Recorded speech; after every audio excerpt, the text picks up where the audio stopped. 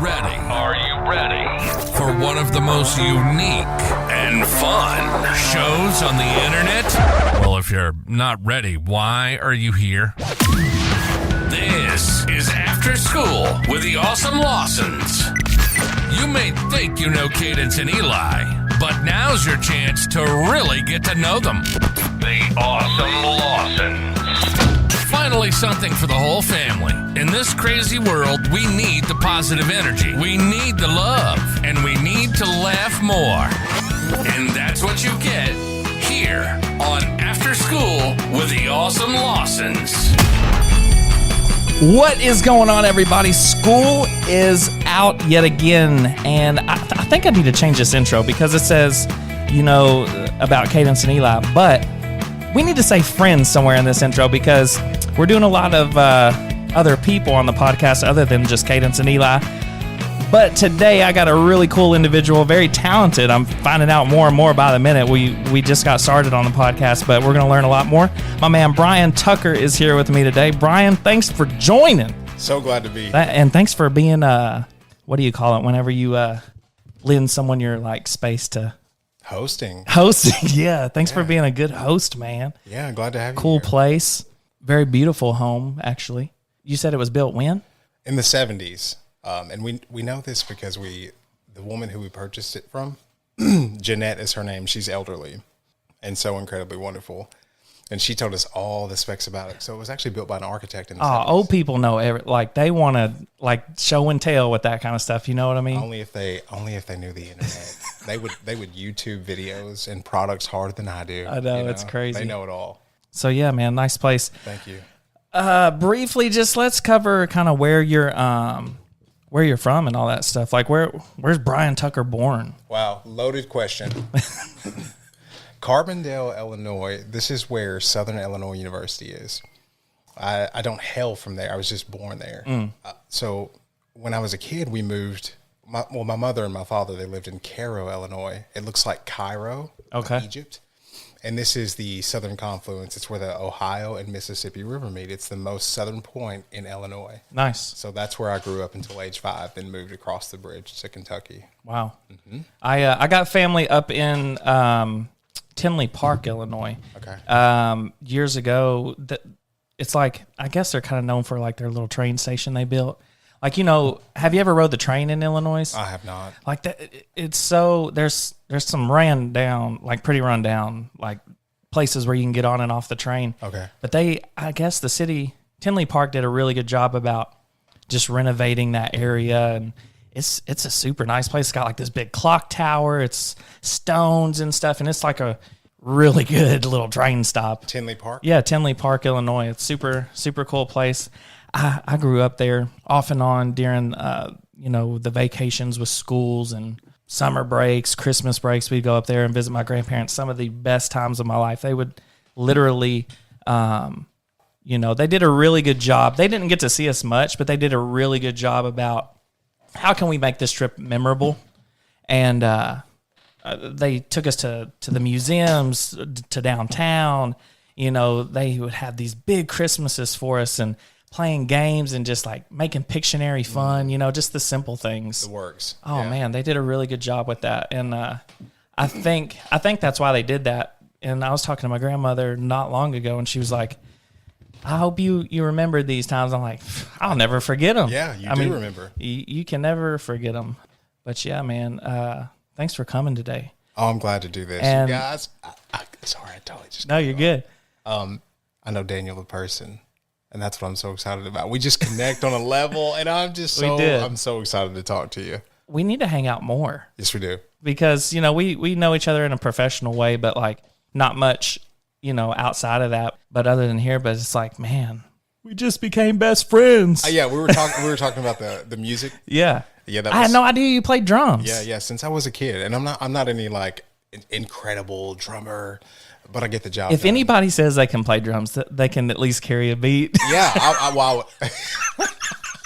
they should be able to. Yeah. Yeah, no, I can get it done. I've done it for a long time. And yeah, that's just another level that we can bond on. So I'm looking forward to that. Fun fact, I learned guitar when my parents got divorced. That was kind of what led me to play music because it was a rough time. When my parents got divorced, I was in 6th grade going into 7th grade. Wow. And I was kind of lost. My grades didn't do well. I'm terrible in English now. Plus I use the wrong. Plus you're working full time. Yeah, no. Go ahead. I'm teasing. No, not working full time. But yeah, man, it was just a rough time, and I was like, I don't know, just music stuck out. And my mom got me a guitar, an acoustic guitar. I taught myself how to play on like YouTube and reading these tabs. So like, of course, the first song I learned on guitar was that "Smoke on the Water." Cross bonds type like stuff. some easy stuff. And then of course you got to learn the Leonard Skinner, "Sweet Home Alabama," of course. But that led me on to like writing my music. So I play guitar, I play a little bit of piano, not much for all my family that's listening, but I can play some chords, and people's like, man, you know how to play piano? I can play drums a little bit, probably not as good as you. Play bass guitar. I love music. It's a way to express yourself. And I think that every human being, amongst many things that we need, like to belong and feel welcome and wanted and all those things, like we need a way to express ourselves. That's a way to do it. So what kind of music you like to play the most? Oh, goodness. So this is really funny. I love country music. Really? And I love rap music. Yeah. And I love rock music. Yeah, that's awesome, man. I'm talking Slipknot to... Really? Yes, all, like down to Alabama. Oh, I love me some Alabama. Yeah, so I like to play everything. That's I play awesome. it all. Yeah. I think if you play music, you have to have a respect for all the types of genres, Certainly. Like I don't wake up and listen to classical music every day, but if I hear, I'm like, dang, that's some talent, For sure. I'm not going to learn it, but I respect that person who played it. You know It's what like I mean? art. So music is Yeah. subjective. Yeah. It comes I down don't to know the what, person. I'm going to be honest. I told you I didn't do good in English. I don't even know what subjective Oh, is. that's perfect. That's perfect. Hey, listen, you know what's really funny? I'm going to be honest. When I speak to people, it might seem like I have a vocabulary, but I constantly Google words, and every day for me is like an opportunity to learn something different. 100%. And so I'm impressed by the fact that you said, I don't know that, because there's so many. How do we know things unless we ask? Yeah, I mean, 100%. So subjective. It's so simple. It like means to me, like person to person. So like the way that you might take a drink of this grape juice, it might taste like apple juice to me. We could say, well, this juice is subjective. It's person to person. So like art is one of the Almost like an opinion, kind of? Yeah, absolutely. So like art is one of the most subjective things in the world, in my opinion. Think about art. You have some people who will slap paint on a canvas and sell it for $1 million. And, I know. And it looks like it just dots. Right. So it looked to you, and like, okay, To me, but to them, it's like, that's the perfect. it's a beauty. You know exactly what, and that's another point about this whole like vocabulary thing. You just explain what something that's subjective is. Right. It's how people see things different. I'm going to be honest, and that's why we're here on the podcast, because everybody knows Cadence as like this, person who wears the bow and has the brother named Eli. But this form of podcast is to really get to know me as a person, as Daniel. Absolutely. And to let our fans really get to know Cadence and Eli. And I'm not going to be ashamed. If I don't know what something is, I'm a ass. You just should. like subjective. You should. I think. Look, I learned what what was it I learned about? Fibromyalgia. Was the last episode. Give me a really silly pronunciation of that. Fibromyalgia. Yeah, fibromyalgia. No, listen, we were talking about, and if you're hearing this, you've probably heard the last episode, but my wife takes fiber medicine, or not even medicine. She chooses to take fiber powder Supplement. 3 times a day on top of a stool softener. You can only imagine the repercussions this causes. So at night, I'm paying for it. I'm 3 scoops deep, plus a freaking laxative pill. Like, that's funny. If you need that, you need a doctor. You don't need to just keep piling on scoops. You know what I mean? But listen, dude, so we're talking about fiber, and I was trying to think of the name of the brand, and I thought, dead honest, I was like, I think it's fibromyalgia. And the lady we're doing a podcast with is a nurse practitioner. She said, I'm going to start prescribing that. So it was Metamucil was the brand. That's all. Oh my Just Daniel, that's hilarious. It was so funny. And that's what I'm saying. You get what you get here after school with the Lawsons. You know Absolutely. what I mean? Hey, listen, I'll take it. Speaking of the pronunciation of words and knowing the meaning of things, so when I was young, like I worked at a liquor and a wine shop. Dude, I bet that was cool. It was so fun. Just the conversations and the people. I don't know what it is about that environment. Maybe I do know what it is, but people are a little more real. Oh yeah. But like learning the names of wine, different type of wine, and wine is such an intimidating thing to people, but it's only because of the names. And it's one of those things where you're like, how would I know the name of this unless someone told me? Yeah. There is no way you're going to look at that bottle and go, oh, that's a Pinot Noir. Yeah. No. How many different variations of wine is there? Oh my gosh. I don't know specifically, but so many A ton. Like even like just the name White Zen. Mm-hmm. There's many that fall under that category. Right. And that's short for White Zinfandel. Yeah. I mean, but again, it's not fancy. It's not over the top. It is an interest that some people have that they push and some don't. But you can enjoy it regardless if you know the name and if you're of age or not. You know what I mean? So I'm of age, but I'm not a wine. Like I guess I haven't found a wine that I like. Yeah, I think it's definitely an acquired thing. I think, I think people find it over time. So give me a little bit of background from you, where you came from, your walks of life, because looking at you now, I mean, don't take this the wrong way. I'm like, this dude lives a good life. Wow. You know what I mean? And 100%. Before I go on my story, I want you to elaborate more on that from the outside looking in. Yeah. Like you just said, what does it look like? I mean, from the outside looking in, from the outside looking in, I'm like, man, this guy has his stuff together. What is it called? Like the small conversations we've had. I'm like, he's smart. Obviously, you're talented. You've helped me with technical issues. You just seem like you got your life together. After meeting your wife and your kid, it's like, I don't know. You seem like a really down to earth dude who just got his stuff together. You know what I mean? I want to first thank you for saying that. And the picture is the same as you. Coming from me, I'll tell you that you're seeing a lot of the promise, and I'm going somewhere with that. So when I was young, I promised myself a lot of things. Mm-hmm. I promise I'll be successful. Like I promise I will find that life that I'm looking for. I promise that everything I want will come into my circle. But promise doesn't come without a price. Mm-hmm. And I'm not talking monetary. And that's the funny thing about like promise and price, or like risk reward, however you want to phrase that. But everything you see, this beautiful life that I have that I'm so grateful for, it all came at a price that I've paid. And that price is not drinking with my friends when I had something important to do the next day. And that price was making sure I got up crazy early to be on time, even if it was something about like an outfit that I needed to have in order. Right. So my whole point is like, we always have a price to pay for that promise that we want to have. And that's what you see. So I'm kind of going back, like I'm from Illinois, and when I was 7, we moved across the bridge to Kentucky. And to be specific, it was Ballard County. This is, again, about 30 minutes west of Paducah, Kentucky. So we're talking your real Western Kentucky. I don't really come from I come from like a working mother, I would say. So my father's been incarcerated since I was 5, basically. And my mother was a woman who worked. She was a med tech at a nursing home for 17 years. Wow. She raised myself and my brother. So there was a time in my life I moved to Elizabethtown, Kentucky, like twice for 2 different promotions. Really? And that was so hard.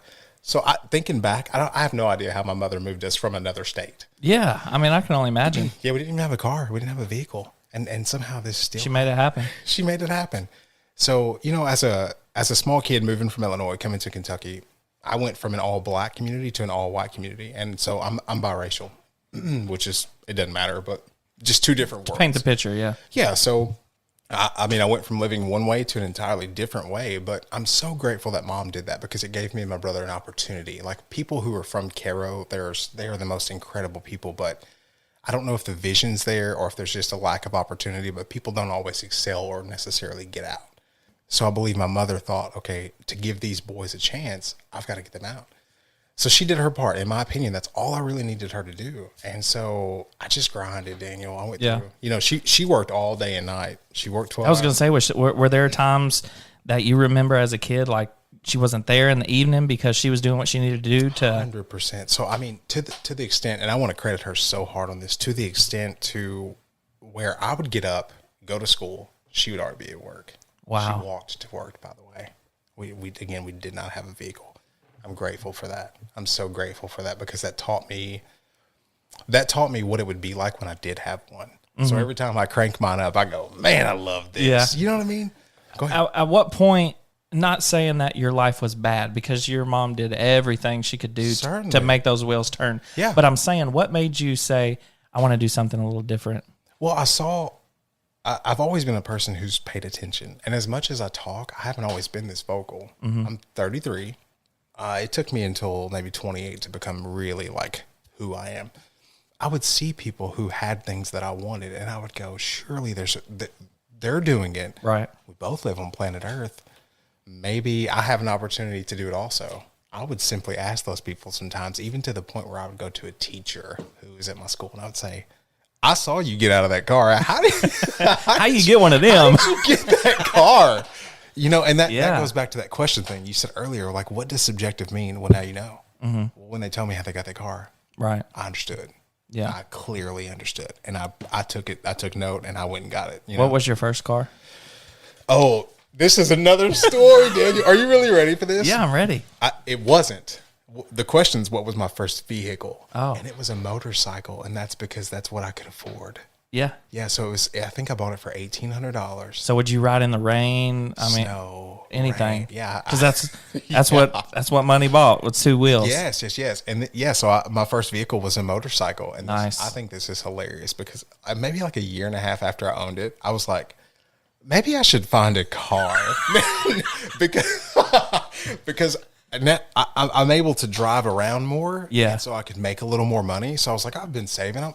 I sold the bike for $200 more than what I bought it for. So that's a profit. That's a win, brother. That is. So I turned a little bit of profit, and then I bought a car, and this car was a Mitsubishi Lancer 2002, and I looked like an absolute gorilla in this car. You understand? I was going to say, yeah, because you're a big dude. Yeah, man. The side weighed down. I got a story about this car if you don't mind. That's so funny. Yeah, go ahead. My first car was a Isuzu Rodeo. This is an SUV? Yeah, it's like a SUV. It had like the tire on the back, you know? Yeah. And it didn't have any air or heat. Well, the heat worked, but it never shut off. So it just constantly blew, even in the summertime. Are you kidding me? No, it was $1,000. And my dad was like, hey, you want a car? And I'm thinking, dude, yeah, we're about to go get this car. Mm-hmm. You know, I'm like 16 or 17. He walks me literally out the front door. He's like, come on. He gets his keys. So I'm thinking, oh, yeah, it's time, you know? Dealership. We're going to the dealership. No, he goes out, backs out of the driveway. True story. Goes next door. Okay. I don't even know why we didn't just walk. I think he was just tricking my mind, but literally pulls in next door. They're building this house. And he was like, hey, y'all got, I guess he had talked to him before, but he was like, hey, my son needs a job.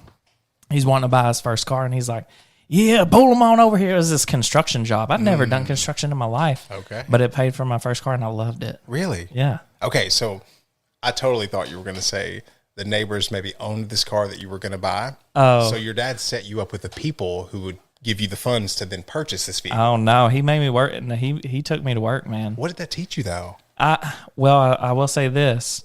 My stepbrother, I love him to death, but if you hear this, his car was given to him. Okay. By his dad. Okay. Mine was I don't know what you want to call it, a beater or just a hoopty, all of it. Yeah. I mean, this thing was, it didn't have air. It didn't have a radio. And I tell this on another podcast, but I'll tell you, it's just the story behind it. It's like, I bought a converter because it didn't have a stereo system in it. Okay, yeah. So I bought a converter and took my in-house stereo, put it in the back seat, and then I could only turn it up to like 15. If it was over 15, it would blow the fuse, and I would have to turn the converter off and put it back on. Oh, wow. But man, I treated that car like it was a baby. Like I washed it every other day. Oh, yeah. I kept it clean. Like, you're not eating in my car. It was $1,000. But my point is, I took care of what I got, Oh, or what I was able to purchase. You know what I mean? Like, it was my own, it was mine, and I didn't want nothing to happen to it. Now my stepbrother, on the other hand, he got his first truck given to him. Thing was a disaster. Didn't have a care in the world for it. Yeah. Because he didn't work for it. Wow. You know what I mean? And I try to teach my kids that. Can I build on that point? Yeah. You just explained so much. I don't know if you know what you just explained, but you explained a lot. So one of the first things that you explained was having stake in the game. There is something about understanding, like, that when you work for something and you pay for it. And guys, I'm not condemning anybody who gets things handed to them. Right. The same way things get handed and they don't get handed, typically the person doesn't ask either way. Right, exactly, 100%. But when you have some stake in the game, you're a little more prideful, and you're a little more willing to take care of what you have.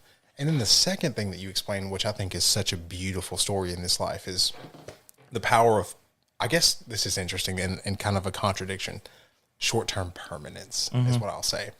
You said you cleaned that car up, right? Oh, yeah. Polished it. Took care of it. Repainted some bumpers. Yeah. So you had a good attitude about your vehicle, and attitude is everything, right? Yeah, 100%. So your attitude about, how about these two things? Your attitude about your vehicle was, this was $1,000, but I'm going to keep it so clean, and I'm going to be prideful about it, and I'm going to take care of it. And in turn, what that does is it makes it work for you. Oh, you understand that graders come in later, but yeah. you're good where you are. Or your attitude could have been, this was $1,000. I'm not going to wash this thing because it's not worth it. And that vehicle would have probably acted like that. Yeah, that's true. Does that make sense? I can't think of any time it ever gave me a problem, to be honest with you. Because you didn't want a problem with it. You only wanted to find the good in it. You had a good attitude. My dad was like, man, how's this thing not on fire yet? Like, he saw the wiring I had. Yeah, I had the indoor speakers. You know, back in the day, you could go get some speaker wire and like put more than just two speakers on you know, the big stereos that you'd sit on your dresser. So it came with two. Well, I bought two more that looked like they had subwoofers in them, and I wired those to it. My dad's like, how's this thing not blown up yet? I was like, I don't know. Matter of time, Dad. But my converter keeps tripping. Yeah. But yeah, man. I love that story. So what was the story about your car? You were telling, so once you sold your motorcycle, you got the car, and you said there was a funny story about it. Oh, there's many, but here's the one that is, I wouldn't tell for a long time because I wasn't willing to laugh at myself this hard. Welcome to the podcast. Welcome to the podcast, which, by the way, thank you for having me. So I was living in PFT, and that stands for Pierce Ford Tower. Pierce Ford Tower. That's on Western's campus. Biggest building in Bowling Green. Very tall. You can't miss it. So my RA, the guy who, you know, ran the floor, I'm long story short, his name's Tony. He's such a wonderful guy. So I'm pulling up to the stoplight that's like kind of adjacent to PFT. You can take a left and you can go to Russellville Road, or you can go straight and go on to like Kentucky Street. And so, of course, you know, school's in, everybody's at the stoplights waiting to cross the roads, all this good stuff, right? So I'm here in my car. It was warm out. My air didn't work either. Oh, man. I'm just trying to keep a low profile. I'm not talking to anybody. I'm trying to get where I'm going. I'm just trying to get out of this thing. Yes, correct. Literally trying to get out of this thing. So Tony looks over. I look over rather, and I see Tony at the stoplight. Tony's like, Brian, hey, what are you doing in that little bitty car? And Daniel, there were pretty women everywhere. Oh, that's like, embarrassing. There were so many people. Tony, why'd you do that to my man? Oh, he put me on blast. Shout so out, funny. Tony. But, you know, and of course, like, if there's a few times in my life, if I could have melted away, like, this would have been one of those times. So you speaking of PFT, so did you go to college? Yeah. So I went to Western. I went to WKU. Didn't go to graduate. I had no idea that I would end up doing something like that, but what do you mean you didn't go to graduate? So yeah, I went to maybe explore just other avenues, like things in college happen, like sports and food and just whatever, parties, like meeting new people, parties. You said I didn't want to say it. You know, enriching your culture, meeting people. But what I found out was that once I stepped on that level, people took me serious. I was there the same way people from France were there to get this education and degree. And guys, I'll never downplay anybody's degree, even my own. But I don't think that's what college is about. I really don't believe that. I believe that it's about being in this culture where so many people collaborate and you meet so many different people who you didn't choose to be around when you were in high school. What do you think that does for an individual? The most important thing in this life, and here's what it is, opens your mind. Oh, yeah. It opens your, it's just like traveling. It opens your mind. And if you have an open mind, there's almost nothing that you cannot accomplish. Yeah, I always tell people whatever they're going, like if, whether it, like Cadence's CATS testing this week. Okay. And I was like, you just need to go into it with an open mind. Correct. Don't think about what the hardest question's going to be. Just get in there and do it. Yeah. It's another day. And did they tell her, are they still doing that? Have a big old breakfast? I don't know. If I have me a big old breakfast every day. Do you? No. Oh, okay. I was going to say, I fast. I don't. I'm not a breakfast guy. Oh, I never eat breakfast. I feel sick. I've not even eaten today. I don't eat until like 5 or 6 p.m. Really? Yeah. And you brought up the CATS test, which my skin's crawling a little bit thinking about it. But it's so funny because they tell you, like when I was in school anyway, they would say, drink orange juice, and then you. Oh, they scare you to death. They spike your insulin real hard and make you tired. Is what they do. I hated CATS testing. It's horrible. It's so bad. And we did write some notes to her. I think the school, Cadence's school, she goes to Plano Elementary here in town, and they wanted us to like fill out these pieces of paper and send it to her for. I guess they can open it. So we wrote a message for her, so she was able to open that. Encouragement? Yeah, just like encouragement, like, hey, you're going to do great, stuff like that. I thought that was cool because they didn't do that when I was a kid. No. They just said, drink your orange juice, eat your big old breakfast. And the teacher gets up and they go, for the next 30 minutes, it's one of those things too. I wish they would explain to the kids, like, here's exactly why we're doing this. Yeah. Here's what it affects. Here's why you need, you know what I'm saying? Yeah. Because I don't think the kids know. No, they scare you to death. They're like, you got to do good. I think because they think it's for them. Yes, on an individual level is what I was going to say. So go ahead. No, 100%. Yeah, and it's not the ACT, and I'm not saying it's not important either. Right. But what is it? Isn't it? Is it a? If I'm not, and I may be completely wrong, but is it pretty much however they do is what the school, like it's a grade for the school, pretty much, right? I think it's cumulative. Yeah. So like all together. Scores. Based off of, then the school gets a score. Right. And I'm sure the school benefits in some way, yeah. Which, hey, our kids benefit from that. Yeah, yeah. So, but hey, we need to explain that. Mm-hmm. Tell us, explain exactly what the benefit is. Promise and price. Those kids might pay the price if they understand the promise. Yeah, I was never taught that. Like literally, I was like, I tested bad anyways as a kid. Like I did terrible testing. Now, if you read me the test, if you quizzed me before I left, I would do great. Right. But when I got that pencil in my hand and I'm reading these questions, man, it's like did this dude even study? I think I just spit him. No, you're good. He's like, did you even study? I'm like, yeah, I studied, but I'm testing terrible. But I found out, my cousin told me people just test better than others, and it made me feel better. Some do. Matter of fact, there was a guy in college I had a class with, and he rarely showed up. He was so hilarious. And anytime the test was multiple choice, he would look at me and go, oh, I kills that multiple choice. And he would make an A every time. Really? I don't know what it was, but if you put that A, B, C, D, E being maybe all of the above in front of that man, he killed it. He was destroyed. Not me. You would look at question 1 and there'd be 4 erase marks where I've changed the answer from A to C, from C to B, from B to D. I tested terrible. How do you know? This is another lesson. Listen, you're full of these lessons. I don't know if you know this or not, but going back to subjective, testing is subjective. Everybody is on their own level. So it's really hard to, and hey, maybe that's why the CAT test isn't individual. Yeah. The CATs, whatever, isn't, but because on an individual level, we're also different. Mm-hmm. So another powerful lesson from you. That's from you, though. So I'm going to back up to college a little bit. I went to college I just dropped my phone. That's all right. I went to college briefly. I want to say maybe like a semester or two. Is a semester a year? No, a semester would be like half the year. So I spring went and fall. So I went a full year plus a semester. Okay. And found out college was not for me. Which is, I think it's a beautiful thing. I went, I was working full time. So even back up a little bit. So right out of high school, I was working at Wendy's. Okay. And I wanted to be a manager so bad. My mom was a manager, and I just wanted to be like her, you know. And I just love people. I love customer service. I love talking to people. I love interacting with people.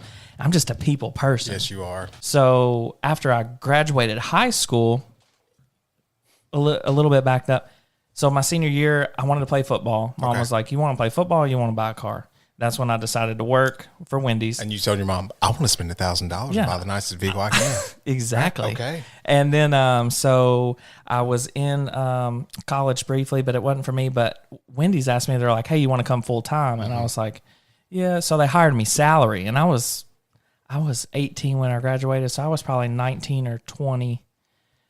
I was 21 when I got my first store as a general manager. Wow. I ran the one in Smiths Grove. Okay. And I don't know, it was like $31,000 a year or something. 21 though, you're like, But man, I'm doing it. I'm like, dude, that's Yeah. So I was like, well, I was going for special education. I want to be like a special ed teacher. Okay. There's some big long science word for it, but I just call it a special education teacher. But I wanted to do that. My next door neighbor, or a lady that lived on my street, was that, and she would talk to me about it, at like cookouts and stuff, and it sounded super cool. But it just, I don't know, when they offered me that, I'm like, why am I going to school? I can make more money here. Absolutely. So I worked like 15 years at Wendy's, and then Unbelievable. Yeah. I didn't know that. I did. I ran the one in Smiths Grove. I've been all over the Wendy's here in town, but Wow. I love people. Well, Daniel, another powerful lesson coming off you right now. Your neighbor was a special ed teacher. Mm-hmm. I guess she made, was it she? Yep. She made some type of influence on you, or at least you trusted her enough to think like, that might be like a good career path for me. Your mom worked at Wendy's. So what did you do? Yeah. You asked going to college, what is that important for? Right. Being around people from different walks of life. And so if we don't include ourselves around people like who are from different areas of this life and who have done different things, all we will end up being, which is not a bad thing, is like who's around us. Does that make sense? No, 100%. You are full of lessons. I think that's why I really liked my high school. I went to Warren Central High School here. Oh, very And talk diverse. about, dude, Wow. extremely diverse. And I love that. I don't deal with the whole racist thing. I don't deal with the whole, gender thing. Like, you're just a person to me. I don't care. And Same, and man. everybody always comments like, do you support LGBTQ? I don't even know the letters, and I may have said it right. I support, as long as you're a good person, in my eyes, you're a human. Yeah. That's just me. I don't care what you come from, what you got, who you are, what you say you might Label, the title. Yeah, I don't even know what all that means, but are you nice? Because I'll love you if you are. Yeah. I don't care what That's you are it. or what you're doing. That's it, man. I mean, I've met so many different people and so many different forms of people. I'll say that. And they've impacted me, in different ways. And I'm very blessed to be, to meet them. Did you meet those people with like good when you met them? Was it positive? Was it good? Just kindness? Yeah. I mean, I think the world needs more of it. But yeah, from what I remember, high school, I was picked on a little bit. I wasn't as cool as I am today. Same, brother. I know. Matter of fact, I still don't think I'm very cool. I think I'm like one level up, but like in high school, man, I was a nerd. When I went from my elementary school to middle school and high school, all my friends went the separate way. Like I went to Rich Pond Elementary. Okay. So all my friends went to Drake's and Greenwood. I knew nobody. And when I went to high school, I literally knew nobody. My parents were going through a divorce. I knew nobody. I barely played any guitar. I was just learning. Yeah. And this guy behind me, his name's Kieran, black skinny guy. He's like, "Yo, man!" And I turn around. He reminds me of like a young, like a Chris Rock or something. Oh, like, wow. Like he Big personality. Yeah. Oh man, he was. I was like, "There's good people in the world." Like he was like, "Hey, man." I was sitting by myself on the bleachers waiting for them to like dismiss us to go to our classes in the morning. He's like, "Hey man, come up here." I went up there. Dude wouldn't stop talking. I got in so much trouble with him, but he was like one of the people that were there who was just like, he didn't care who you were. He didn't care where you came from. He didn't know me from Joe. You know what I mean? But he was like, "Hey, what's up?" And Power of impact. Man. How long ago was this? This was I was in middle school. It was the Roughly 7th grade. Years like 15 or 15, more? yeah, or And more. We're still talking about this guy. Yeah. Impact. I mean, I still see his face. Really? If I see him out in town, I see him maybe once every 3 years. Okay. But I'll walk up and be like, man, you remember me? He's like, I can never forget you. That's awesome. You know, and his name was Kieran Johnson. I know his first and last name. Right on. It's crazy. Yeah, I hope I meet him. And man, I'll tell you what, if you did, you wish you wouldn't have, because he'd get you in trouble. Oh, hey, it goes like that. No, but he's a great dude, man. You said too that you went to a different school and you didn't know anybody there. Mm-hmm. And I'm not condemning anybody, but I've heard parents say this. They'll be like, well, we're going to have to move, or whatever the situation is, such and such is going to have to go to a different school. And that's just going to be so hard because they're going to be around different people.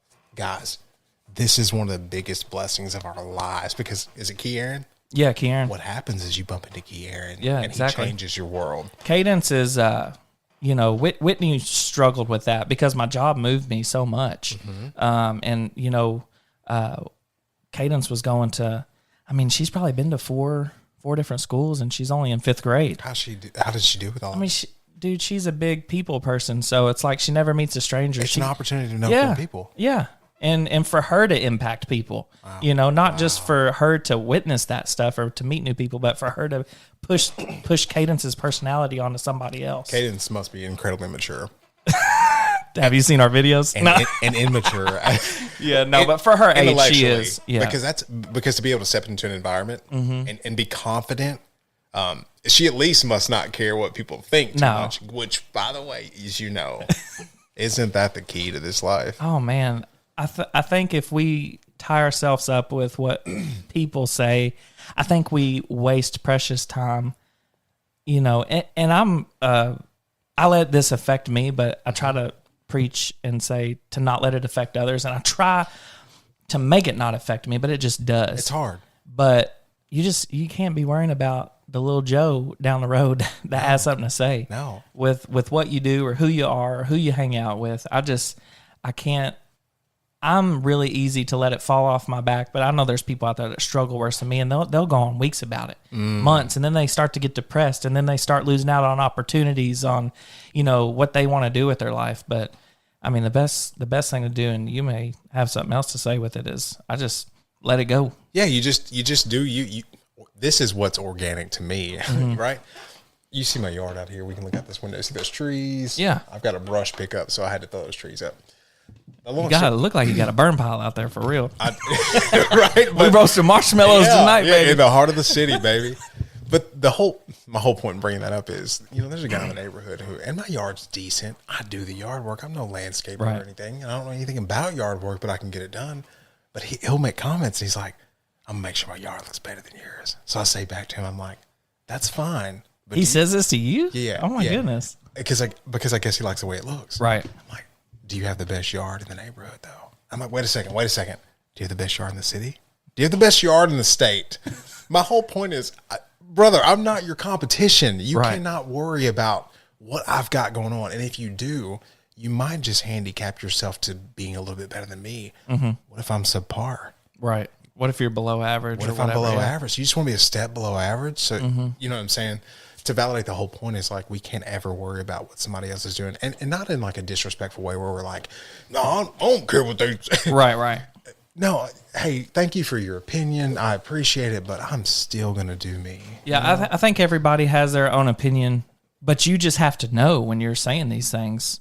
Someone else may have another opinion, and that's where people that are too strong on the side where they're talking about my yard's going to be better than yours. Wow. You know what I mean? Like Another point, they have to be able to understand that there's two sides of the conversation. Yeah. You know so what I mean? We talked about college and we talked about CATS testing in school. But I think to be an ultimate student, you have to know the school of life. So listen to the words that we're saying, right? And take them in, and they're so good, and they can help someone grow. But don't take our word at face value. Go listen to someone else too, and then form your own informed opinion. Yeah. That's called being a student. Yeah, for sure. The ultimate place to be a student is life, right? Yeah. I've learned a lot just experiencing it, and I've made, Lord knows, everybody listening knows my story. I've made a lot of mistakes. Of course. You know, but what we do with them, how we handle them, and how we persevere is really the story. You know what I mean? 100%. So we're not done making mistakes. Hey, I know what persevere means. What does it mean? Move forward, baby. Hey, give me some. That's so because again, and definitions those are not subjective all the time, but they're interesting and they're good to know. But yeah, you make the mistake, and it's your character shouldn't be judged on the mistake you made, but more so like how do you move forward from that? Yeah, I would encourage people just to piggyback off college.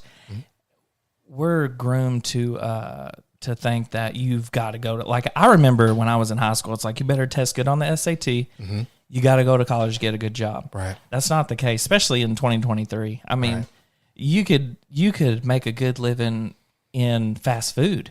I loved my job. Right. I loved it. Yeah, absolutely. I made really good money. If you want to be a YouTuber, be a YouTuber. If you want to do podcasts, do podcasts. Right.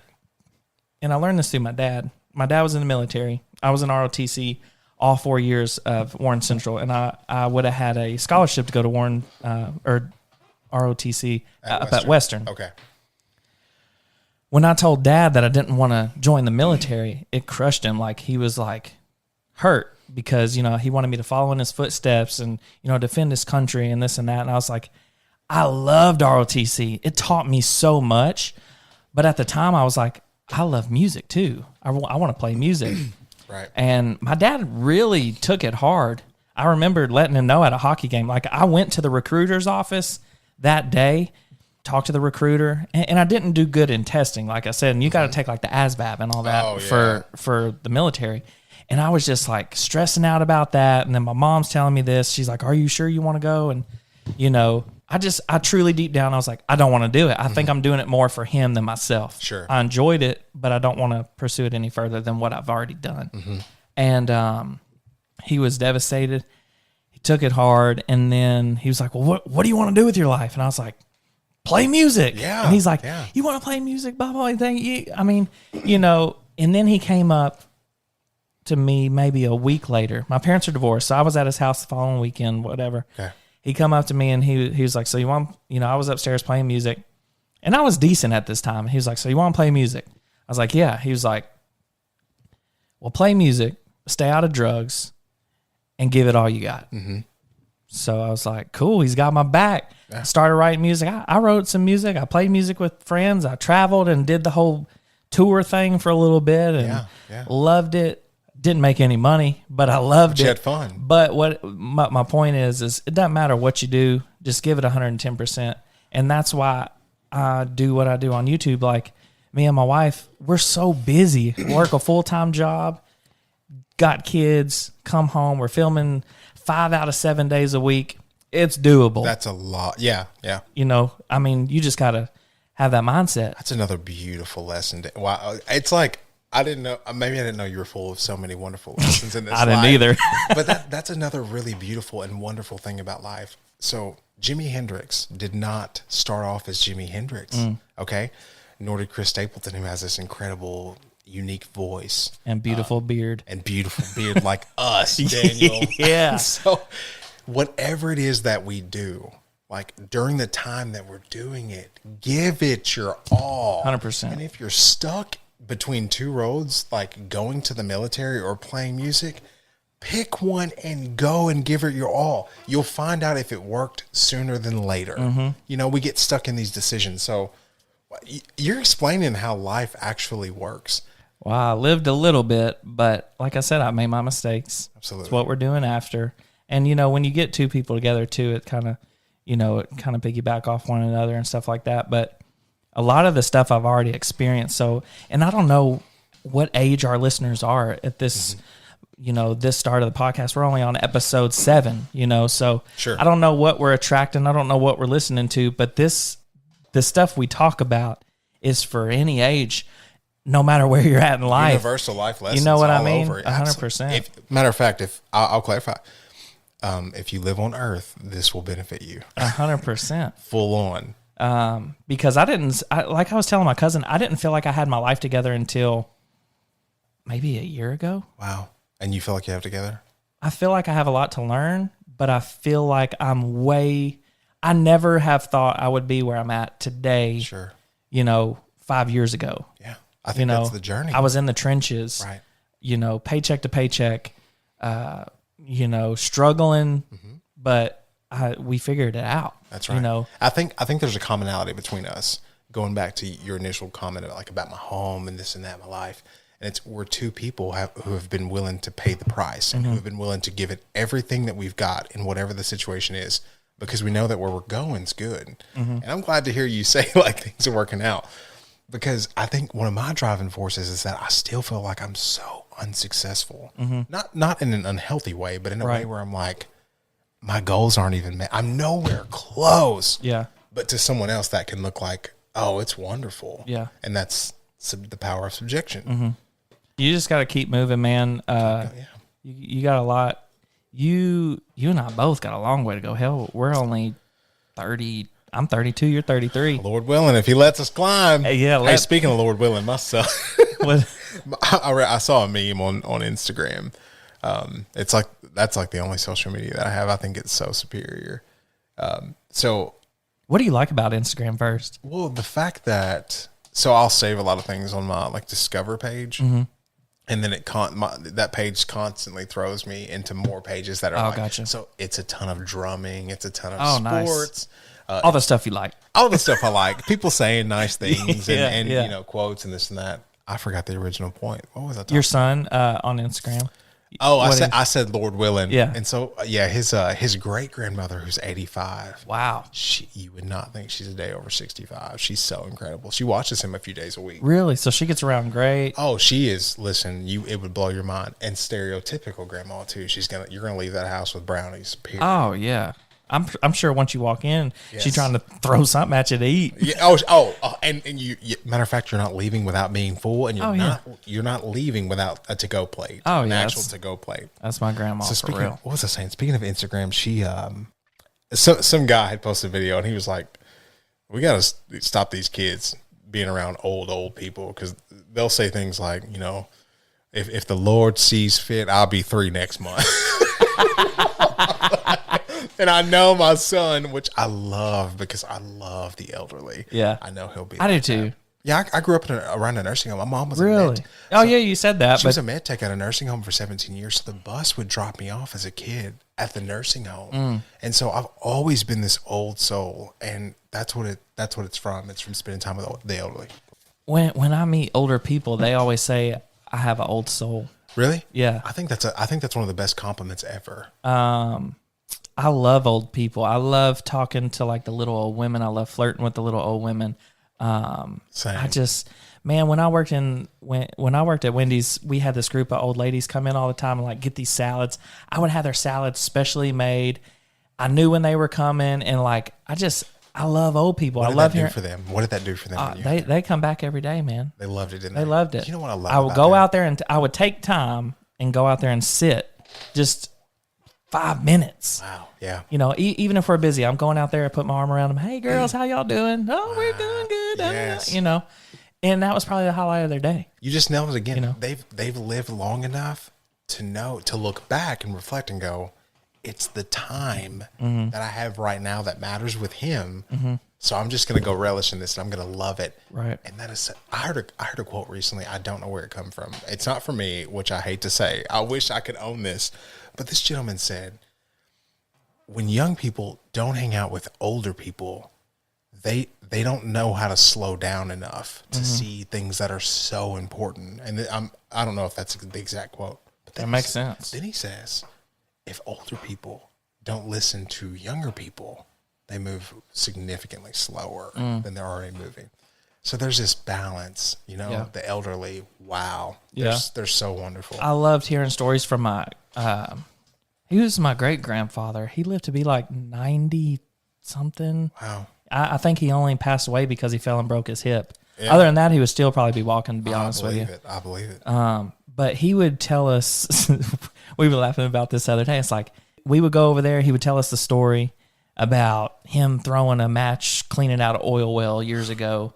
And then we would go over the next weekend, and he would tell us the story about him throwing a match in the oil well. Like, it was always the same story, but I acted like I never heard it before, because at some point I'm never going to hear the story again. Yeah. You know what I mean? He gets excited the same way every time, right? Yeah. Isn't that beautiful? I loved it.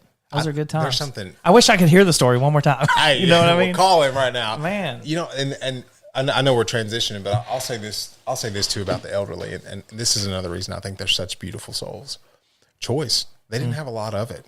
You know, when you play basketball, did they wear the white chucks or they wear the black chucks? You know, or maybe there were only black chucks. I don't know, but the lack of choices put focus on so many other things that were Like, what do you think what do you think that put their focus on? like things that were tangible and like that you could just touch, and then real life things that were actually going on. So, for example, like social media it can be such a beautiful tool, but it can be so detrimental, especially to our young people, because we start to compare ourselves to people who curate a life, and that is significantly detrimental.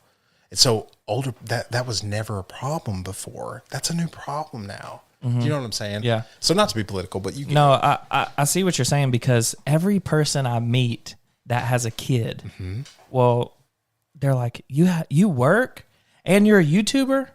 Like, YouTube and social media has built this thing that's like, if you're a TikTok famous or if you're a YouTube famous, that's all you do. You don't have to do anything. And Daniel, I don't think they understand. Do you know how much work just YouTube? I cannot imagine how many hours you have to put in just to YouTube alone. When I get home from work, I mean, we're dealing with that, and I probably go to bed at 11. Right. You know, if my computer's working right. Huge. Yeah, exactly. Huge sacrifice. You know, and sometimes I'll take it with me and finish first thing in the morning. I mean, it's just whatever. So you would not say this YouTubing thing, it's not easy. No. Okay. 100%. Do you think compared to a full-time job, that it's easy? It's the same? I think it's a lot harder because you constantly have to come up with ideas and content, and you know your audience is constantly growing, but you have to keep feeding them different things, you know, or people get bored. Got to appeal to everybody. You know what I mean? Change it up. Yeah, you got. Did you mean to be a YouTuber? I never meant to do this at all. You were just being you, right? Yeah, we were just being funny. I mean, we were walking around Lost River Cave, and I've said this story a couple times, but it was just by accident, and it was fun. Like, I enjoyed it, of course, but my wife was like, "Hey, let's film this and we'll post it on TikTok." We didn't even have any videos on TikTok. Like, right. We posted that, and then I woke up, I turned on my phone, and I was like, "Oh my God, look at all these notifications." It was like, I thought a lot of views back then was like 215,000 views, and I'm thinking, you know, overnight, that's a lot. Yeah. For one video. It was 215 is what you saw? Yeah, I think the first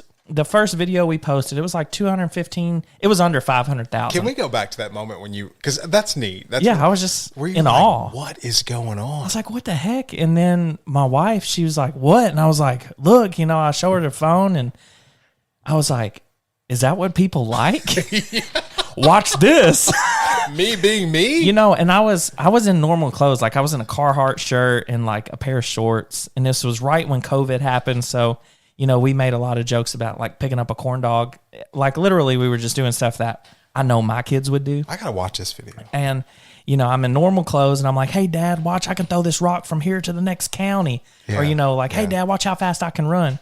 And it was just pretty much saying, like, our kids weren't with us that day, and the moment was just so beautiful. And I know I love my kids to death, but if they were with us, we wouldn't have been able to enjoy that moment. Yeah. You know what I mean? Of course. Being a parent, I get that. But when they're not with you, you talk about them. You miss them, like crazy. You know what I mean? Yeah, you can go on this trip and let's take this week vacation, but what are you thinking about? You're thinking about your kids. That's right. And so, of course, we're like, man, if Eli was here, he'd be trying to pick up that corn dog and eat it. Yeah. So what I acted like I pick up the corn dog and I'm like, eat it. And then Whitney's like, no, Corona. You know, so I threw it down, and, you know, that was the first video. And then the second video was me in the onesie, and that thing went from 0 to like millions overnight. Unbelievable. And that's when I was like, hey, I think we're onto something here. Yeah. And so, and that, to me, that's organic. That's that whole thing. Like, wow, Daniel, another really powerful lesson. Be yourself. Yes. Your life just might be super interesting. Oh yeah. Or guys, it might not be interesting at all. But be willing to face that. It doesn't matter. Just be yourself. You weren't trying to become famous. You weren't trying to be a YouTuber.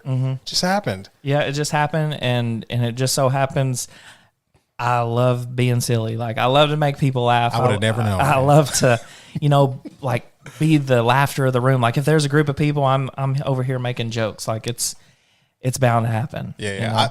know? I noticed this instantly when we met. And guys, if you ever get an opportunity to sit down with Daniel, it'll be the same. You will think, yeah, I just was laughing for no reason at some point. And that's, you know, that's the point, man. That's what it's about.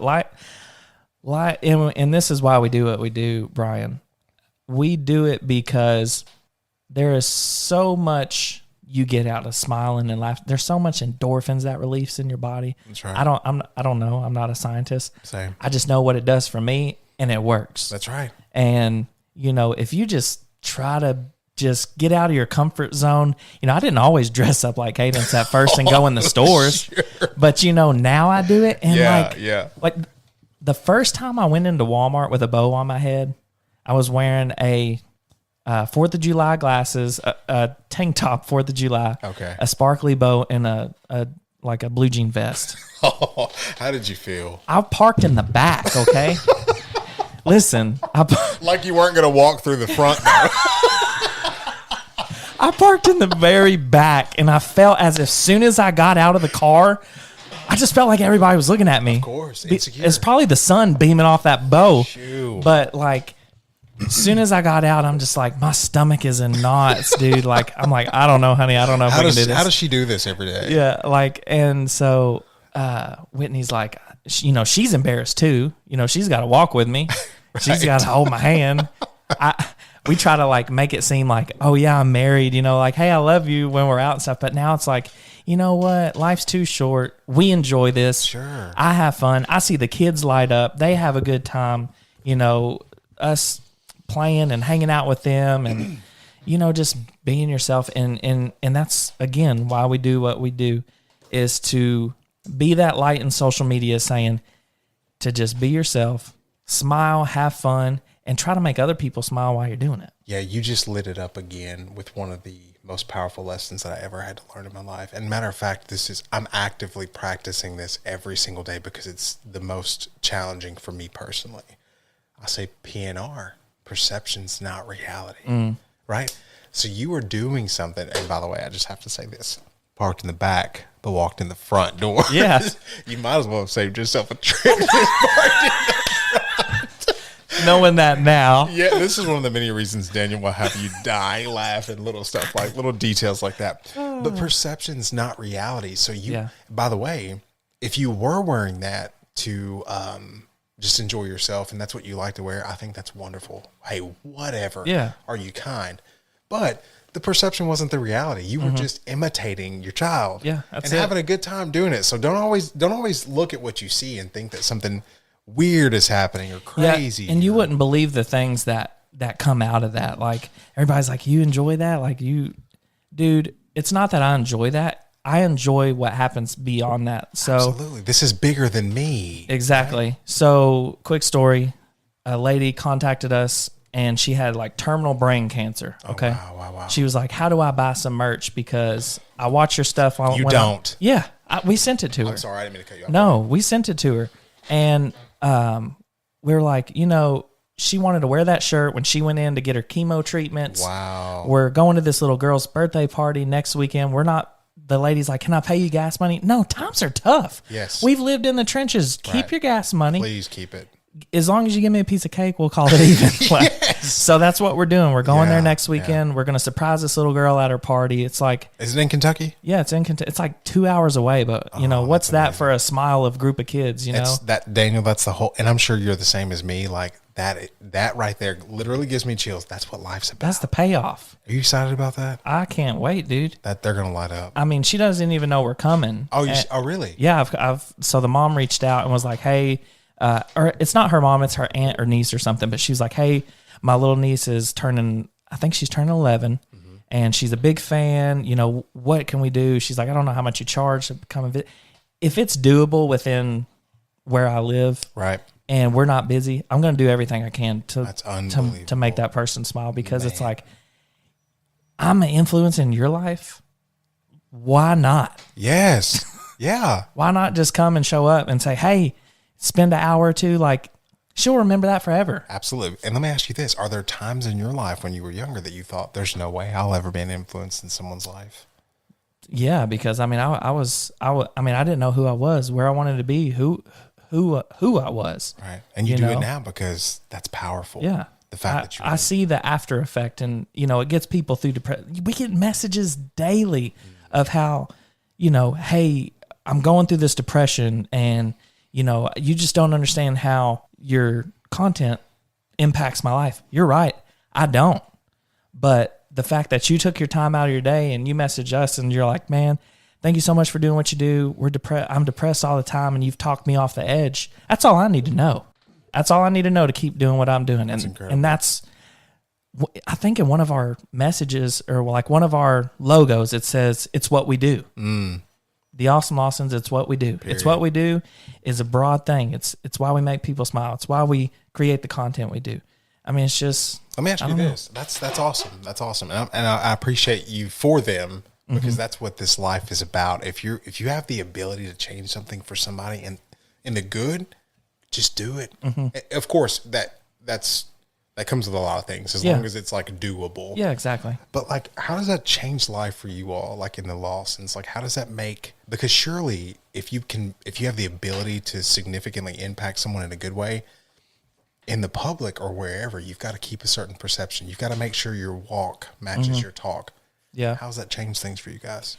It doesn't change a ton because you see what you get. Like, we're very transparent, and that's why we offer that Instagram to people. It's the.awesome.lawsons, just to show like we're your average family, we're your everyday family. You know what I mean? Absolutely. And we don't have nothing to hide.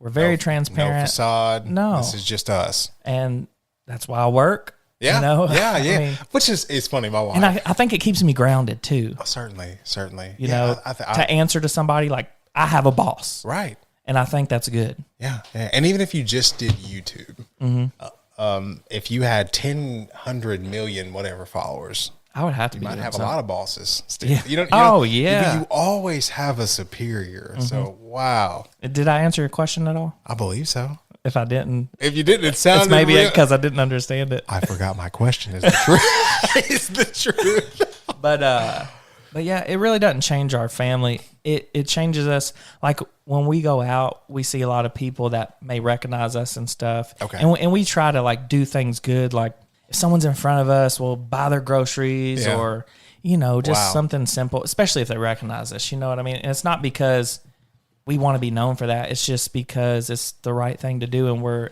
able to do the things that we do. And I want to be transparent here. I think what you're saying is that if someone recognizes you in the grocery, like, guys, you need to know when Daniel goes to the grocery store, because if you recognize me, you might buy your groceries. Right. When do you all groceries? I'm just kidding.